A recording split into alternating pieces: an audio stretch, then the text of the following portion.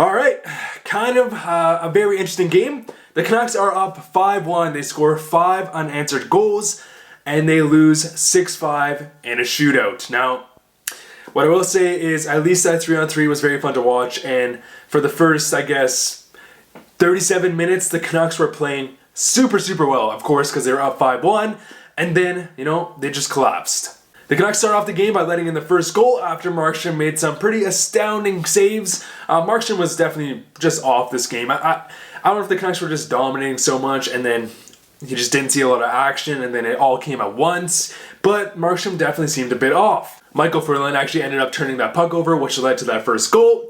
And again, Michael Virtanen is kind of off to a weird start. And Michael Virtanen has kind of been in this weird position because, there's a lot of hype around him coming from free agency that he was going to do a lot of good things. And so far, his game just hasn't fully been there.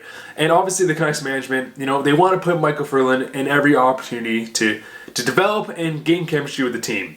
However, what I will say though is in this game he was playing with Bo Horvat and Jake Virtanen, and he was, the whole line was just performing much better. Virtanen had a nice offensive zone break, got the puck to Horvat, Horvat got the puck back to Virtanen, and Virtanen absolutely just rips one. So definitely great to see Virtanen get on the board once again. Now that's back-to-back goals, back-to-back games for scoring goals for Jake Virtanen. And now both Schaller and Virtanen have back-to-back games where they score goals, which is definitely just a great thing to see. The Canucks go on a power play and Quinn Hughes goes on a fantastic rush. He really utilizes his elite skating ability. He catches the Capitals flat-footed, hits Boeser with the pass, and Boeser makes no mistake and buries it.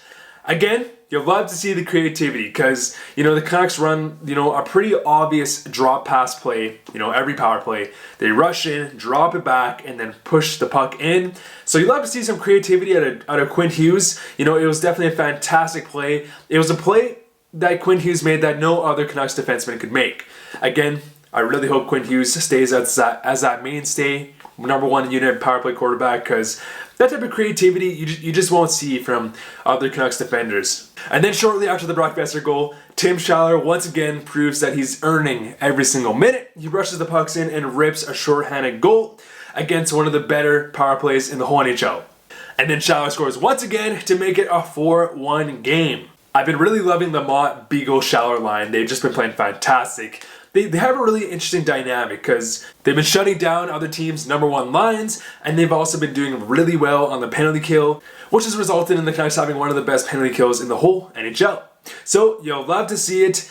The Canucks haven't had such a solid bottom six lineup in a very long time.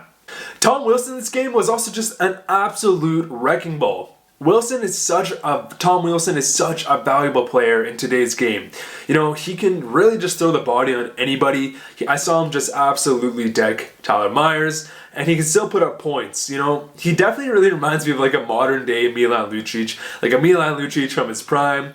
Again, we don't get to see Tom Wilson very often, but that guy is an absolute wrecking ball. Pettersson then scores a very nice goal from, you guessed it, JT Miller and Brock Boeser, and this is one of those more classic Elias Pettersson goals where it seems like there's no room, and then Pettersson just finally he finds that little open spot and he absolutely rips it. So I'll ask all the JT Miller haters out there once again, perhaps JT Miller's 4-point start at the start of the season was a fluke, but he's arguably been one of the best, most consistent goal scorers on the whole Canucks roster so far, and I'm still very happy with the JT Miller trade. And I will say this game, the power play has looked much better. You can definitely tell that Quinn Hughes is getting, adjusted to being that number one power play quarterback guy. His creativity, his confidence has definitely just skyrocketed. This game saw way more prime scoring chances on the power play, better passing percentages, and just better offensive zone time, and just pressure in general. Which is really what you want to see, what us Canucks fans want to see with such a young, talented squad. And then it happened. At the end of the second, in the dying seconds, we let in a goal to make it 5-2. Now, I'd imagine if the Canucks didn't let in that goal, this game wouldn't have turned out the way it did. Those dying goals plants that seed of confidence, and that's exactly what happened. The Canucks then started the third period and honestly just collapsed. The Canucks let in a power play goal. The Washington Capitals score a short-handed goal, and it's just definitely not a great look. And then instantly let in another goal to make it a 5-4 game. The Canucks just came out completely flat-footed, and weirdly enough this season, the Canucks have for the most part, been a very good third period team. However, definitely not this game. Definitely not this game. The Canucks let in 4 goals in the third period. The 5th goal being a shot point from Kempe, and they blow the 5-1 lead. Just not a great look. The Canucks started the period with just no energy. You know, they just weren't looking good. And until, I guess, Travis Green called that timeout, you know, they just weren't looking good at all. The Canucks did rally back nearing the end of the third period, but it was a little bit too late, of course, and this easily should have been a game that they just put to bed. TJ Oshie scores a very easy goal in the shootout. Elias Pettersson dekes Samsonov out of his jog shot with a very beautiful goal. However, Nicholas Backstrom finishes off and wins the shootout for the Washington Capitals. So overall, guys, I don't really know what to think. The Canucks played very well for the first, I would say, 37 minutes, and then they kind of just collapsed. And it wasn't even like they just weren't playing good. You know, it was just an interesting game. Like, the whole game, even though the Canucks were at 5-1, it wasn't, they definitely weren't dominating. You know, they had dominating shifts, but the Washington Capitals, I felt like, still could have scored a goal at any minute, especially when they have such a talented team with guys like Ovechkin, Oshie, and John Carlson, who is just lighting up the league. But anyways, boys, what do you guys think about this game? Definitely a very disappointing finish. However, what I will say is Quinn Hughes looked great in this game. I saw him rub the puck off Tom Wilson many times this game.